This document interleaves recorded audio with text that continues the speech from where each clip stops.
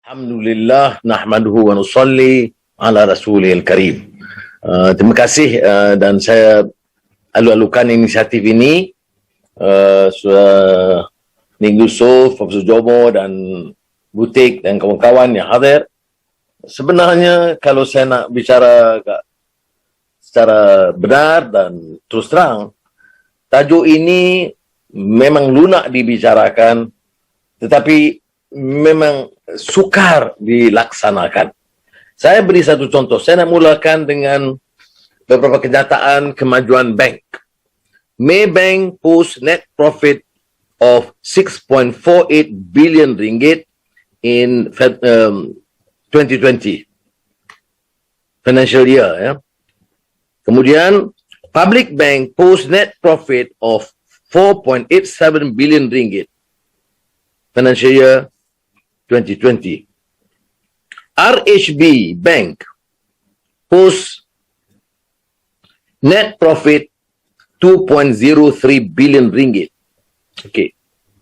Alright, jelas ya. Untung bilion-bilion. Menteri Kewangan ulas.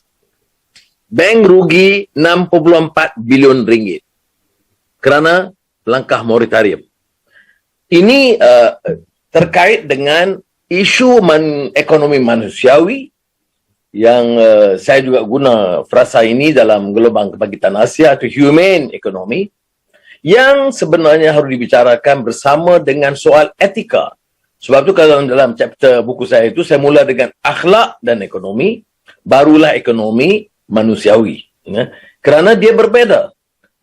Tengok, kenyataan untung berbilion, tapi bila sang penguasa bicara, dia bicara rugi bank kerana beberapa langkah menolong rakyat yang meminjam. Ini saudara harus renung, ya, kerana kesukaran menembusi tembok penguasa yang lebih memihak kepada golongan yang kaya. Sebab itu, Sayyidina Ali bin Abi Talib radhiyallahu an dalam salah satu warkah yang saya kira paling utama dan cemerlang yang harus dibaca dan direnung oleh generasi sekarang dan generasi muda ialah, dan saya nukilkan sedikit, kata Sayyidina Ali kepada Malik Ashtar, ingatlah bahawa kelompok kecil yang menikmati kemewahan itu tidak akan menolong kamu dalam krisis. Mereka akan cuba menghalang tertegaknya keadilan. Mereka akan meminta lebih daripada sepatutnya dan tidak akan menghargai bantuan yang diberikan. Ini satu sedutan kecil dari yang agak lebih panjang. Ya. Maknanya, isu kemiskinan, kesenjangan yang sebenarnya sebahagian daripada permasalahan ekonomi manusiawi itu dibicarakan lama dan menjadi suatu pembenturan idea dan perjuangan. Ya. Kita biasa kalau dengan tokoh-tokoh seperti Abu Dhar Al-Ghifari yang mewakili sosok yang paling keras menolak kemewahan, keterlanjuran dan pengabaian nasib masyarakat. Tapi saya bicara ini hanya dari sudut yang agak terbatas. Ya. Kerana ekonomi manusiawi itu bagi saya berakar kepada prinsip yang disebut dalam Al-Quran, ya, walaqad karramna bani Adam, itu karamah insaniyah. Jadi kita bicara ini bukan soal juxtaposition of ideas atau ideologi, tapi sebenarnya sesuatu yang terikat dengan keyakinan kita, ya, bahawa hidup ini dan manusia ini dan agama ini menuntut kita menegakkan keadilan, mempertahankan semangat kemanusiaan. Dan kemanusiaan ini tidak terbatas pada kepentingan keluarga atau kelompok atau kaum ataupun malah di kalangan penganut agama tertentu. Ya, disebut karamah insaniyah. Ya. Itu Allah have exalted the children of Adam. Allah telah angkat ke darjat umat manusia Um, itu sebagai mukadimahnya ya. Dan sebab itu saya rasa kita harus gunakan untuk mencerakinkan isu dan idea ini yang terkait, seperti saya katakan, kemanusiaan itu dia ada sandar kepada isu etika dan moral. Ya.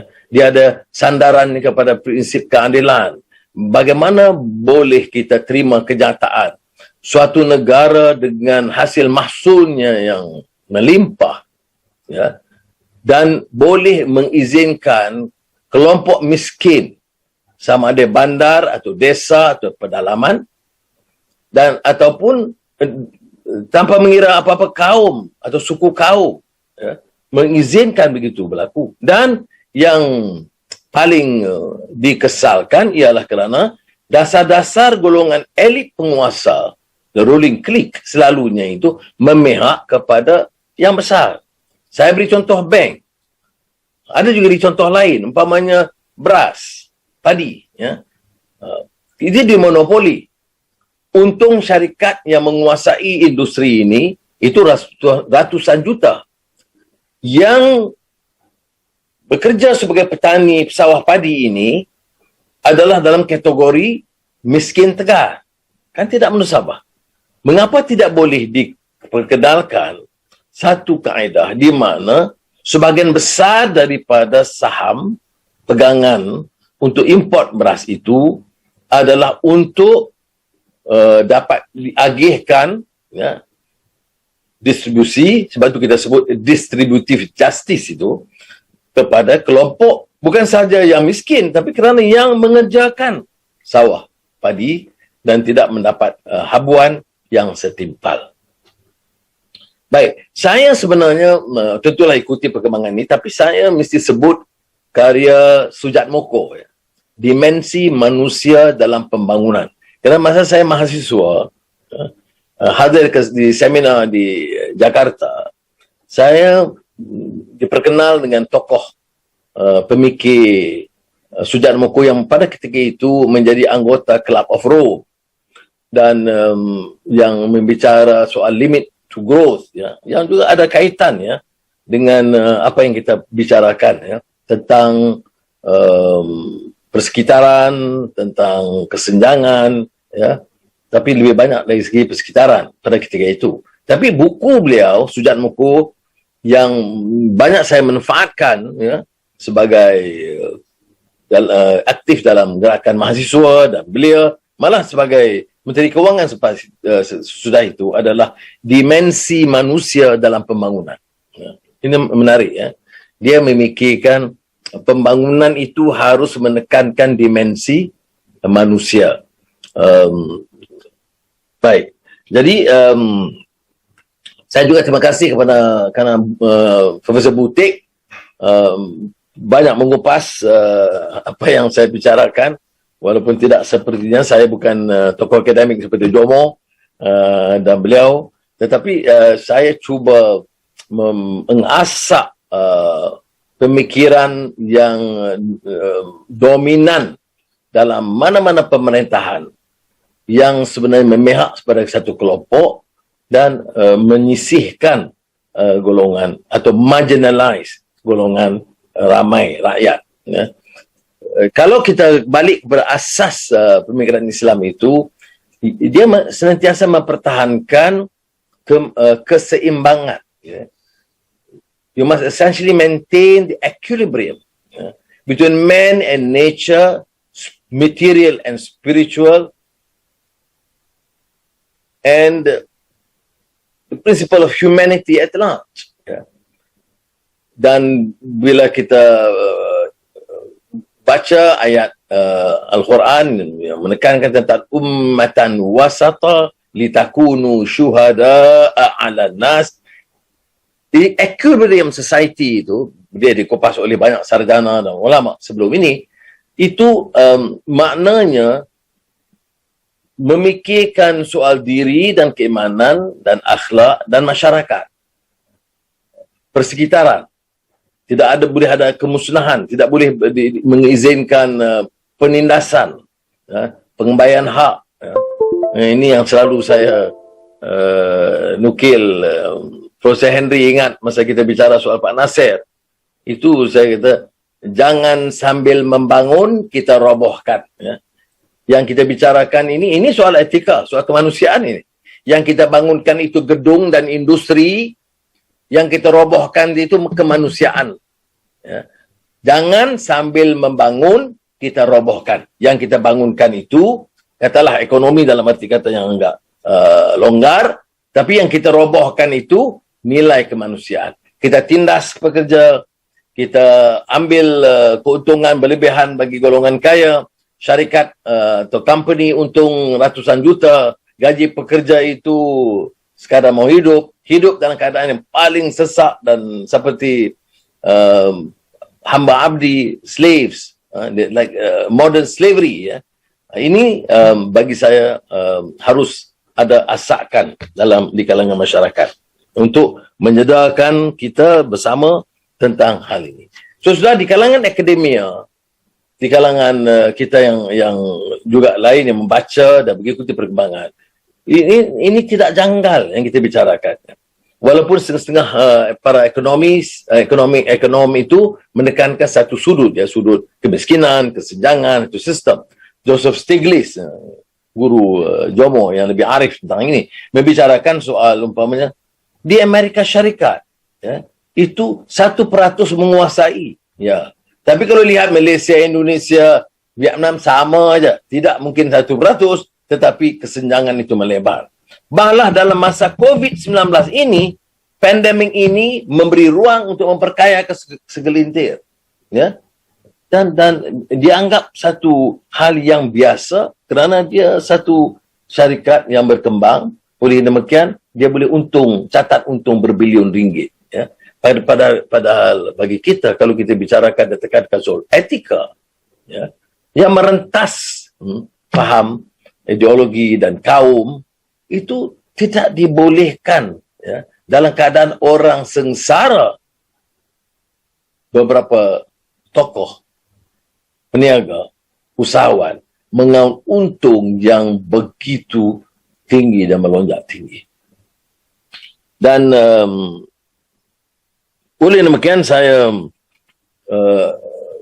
ingin tekankan di sini bahawa apa yang kita bicarakan ini mestilah menjadi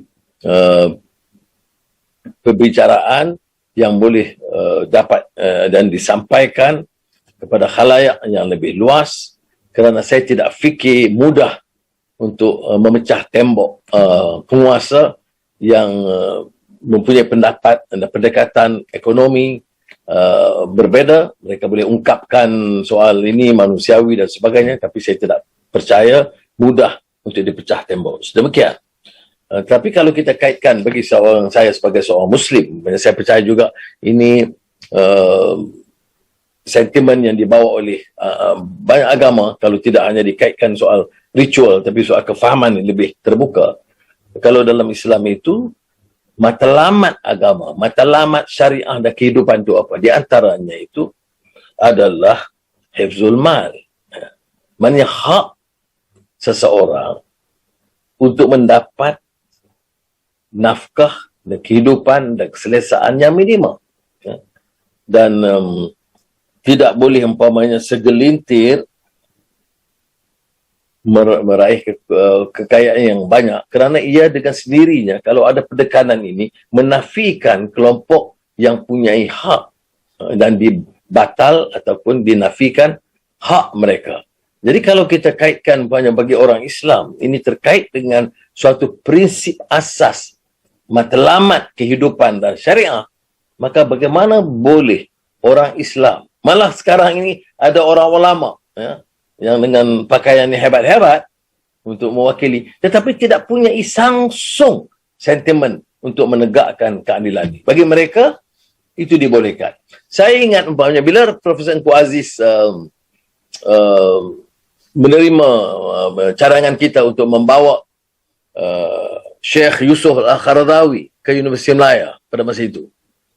Di antara hal yang disebut oleh Yusuf Qaradawi, bertanya kepada Engku Aziz tentang zakat.